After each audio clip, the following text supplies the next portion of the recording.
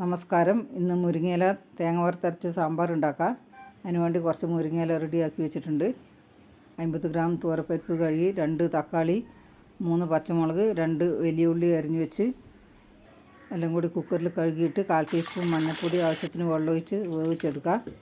ഇനി മസാല റെഡിയാക്കാൻ വേണ്ടി 1/2 ടീസ്പൂൺ ഉലുവ, 1 ടേബിൾ സ്പൂൺ തുവരപ്പരിപ്പ്, 6-7 ചെറിയ ഉള്ളി അരിഞ്ഞതും കുറച്ച് കരിവേപ്പില എടുത്ത് മസാല റെഡിയാക്കാം. 1 ടേബിൾ സ്പൂൺ മല്ലിപ്പൊടി വറുത്ത് പൊടിച്ച് വെച്ചതാണ്. 1/2 ബൗൾ തേങ്ങ വറുത്ത് വെച്ചതും എടുത്ത് വെച്ചിട്ടുണ്ട്. ഇനി ചീഞ്ചട്ടി അടുപ്പത്ത് വെച്ച് ആദ്യം ഉള്ളി ഇടാം. ഉള്ളി ഒന്ന് വാടി വരുമ്പോൾ കരിവേപ്പിലയും പരിപ്പും ഇട്ട് ഇനി വറുത്ത് വെച്ച തേങ്ങയും മല്ലിപ്പൊടി ഇട്ട് ഒന്ന് ഇളക്കി 1/2 ടീസ്പൂൺ ഉലുവയും ചേർത്ത് മസാല തണുത്ത് വരുമ്പം ജാറിലിട്ട് കുറച്ച് വെള്ളമൊഴിച്ച് അരച്ചെടുത്ത് ഇനി കുക്കർ തുറക്കാം.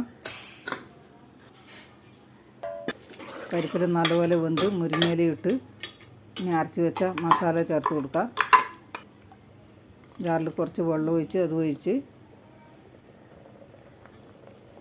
1/2 ടേബിൾ സ്പൂൺ മുളക് പൊടി, 1 നുള്ളു മഞ്ഞൾപ്പൊടി ഇട്ട് ആവശ്യത്തിന് ഉപ്പും ഇട്ട് വാളംപുളി പിഴിഞ്ഞത് ഒഴിച്ച്